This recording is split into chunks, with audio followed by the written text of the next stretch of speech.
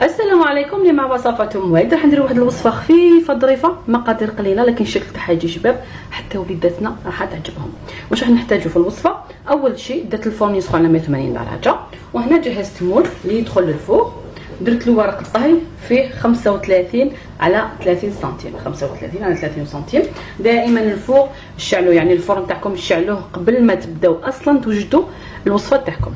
اذا واش راح نحتاج في الوصفه؟ عندي هنايا 4 بيضات كاملين، كاس الا ربع تاع الحليب، كاس الا ربع تاع السكر، كاس الا ربع تاع الزيت، 2 كيسان فرينه، لافاني بودره، سكر فاني يعني ليكيد اللي عندك، الزاز تاع الليمون تاع البرتقال، اي موسم تكوني فيه تقدري ديري يعني العطر اللي حبيتيه. عندي هنا كيس تاع خميره كيميائيه 10 غرام. نبداو بالطريقه مباشره. اذا واش ندير؟ هذوك 4 بيضات ندير لهم هذاك الكاس الا ربع تاع السكر، اللي يحب الحلاوه تقدري تروحي حتى الكاس. ندير لهم شويه تاع الملح هكذا باش يعني نعدلوا الطعم تاع الحلوه تاعنا. ندير هذاك السكر فاني ولا لافاني ولا اللي حبيتي، اذا نديرهم ونبدا نخلط بالباتور ولا بالفوي. الفوي راح يديلك شويه الوقت، وبالباتور راح نسرعوا الحاله. اذا نخلط بالباتور حتى تحصلوا على خليط كريمي. بسم الله. من بعد نزيد كاس الا ربع تاع الزيت، يعني عبرته هنايا في الكاس تاعي، نضيفه غير بالعقل ونخلط بالباتور يعني في نفس الوقت. بسم الله بسم الله.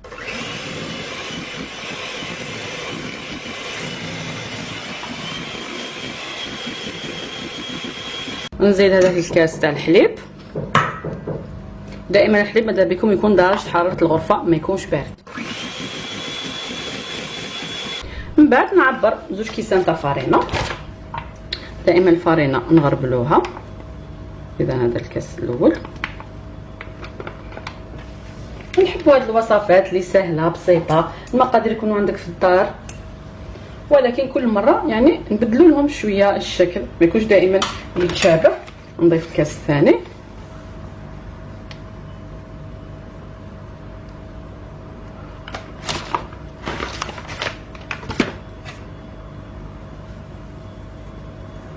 مع الكيس تاع خميره كيميائيه، يعني كي تغربلي هاد المواد الجافه راح تحصلي على كيك يكون خفيف. ونخلطو غير بالعقل بلا سباتول من تحت للفوق، راح نحصلوا على خليط يعني ما يكونش جامد، يكون نوعا ما جاري، يعني ما يكونش عاقد كيما الموسكوتشو، ولا نحصلوا على خليط يكون شويه جاري. اذا نبقى نخلط حتى تختفي كامل هذيك الفرينه، غير يولي عندنا الخليط تاعنا املس نحبس الخلاط. ها هو الخليط تحصلنا عليه. نجيب هذاك المول تاعنا ونفرغ الخليط تاعنا. بسم الله. يعني نشوفوا الخليط ما يكونش شاد روحو، يكون شويه جاري مطلوق هكذا باش يجينا خفيف، لو بيسكويت تاعنا يجي خفيف. اذا نسوي له الوجه تاعو بهذه الطريقه وندخلوا للفرن. الفرن تاعي راهو سخون، دائما الفرن سخنيه من قبل، ندخلوه حتى يطيب ياخذ لون ذهبي من الفوق. من بعد نخرجوه ونكملوا التزيين. هو برد يعني يبرد بالخف لانه يعني رقيق ماهوش خشين بزاف. اذا نحيه من المول. اذا ها هو معنا. انا واش ندير؟ رايحه نقسمه على 2. اذا في الوسط. بسم الله. بهذه الطريقه.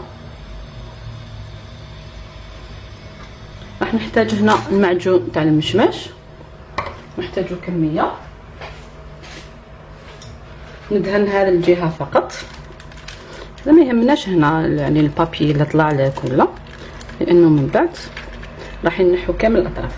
اذا ندير كميه تاع المعجون ندهن بها النص فقط، ونقلب هذا النص على هذا النص. اذا نحيه منه. اذا البابي راح يساعدك بزاف بزاف في الخدمه.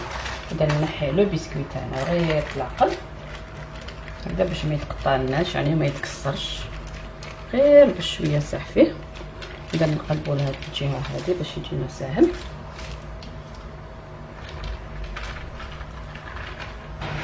ونقلبوا.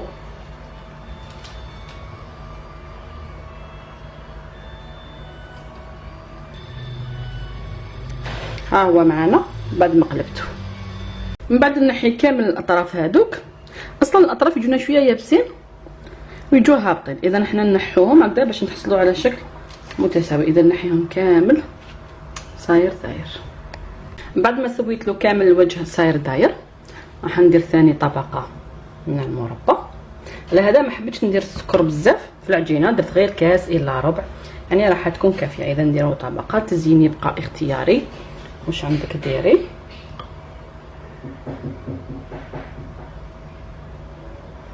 من بعد باش راح نزينو، انا عندي هنايا شويه تاع نواه كوكو محمصه مع شويه تاع الكاوكاو محمصين مخلطين، يبقاو لي هكذا شويه لي شوت، نخبيهم في المجمد.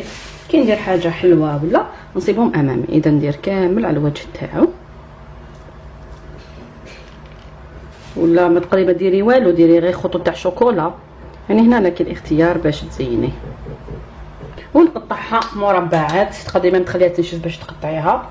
اذا الوسط ولا مستطيلات ولا كيما حبيتي. اذا نقطعها نعاود نرجع لكم ونقدموها. الوصفه تاع نهار اليوم راهي معنا واجده. شوفوا شحال قطعت لي حوالي 12 حبه، هادو 10 وزوج راهم على جهه. شوف كيفاش جانا، جا رائع، جا اكثر من رائع. يعني حاجه ساهله خفيفه مقادير قليله، درنا حلوه ولا اروع. تقدري ما تحطيها للضياف لوليداتك، وجا بزاف طريح. نقسم لكم حبه هكذا باش تشوفوا لو بسكوي تاعنا كيفاش جانا.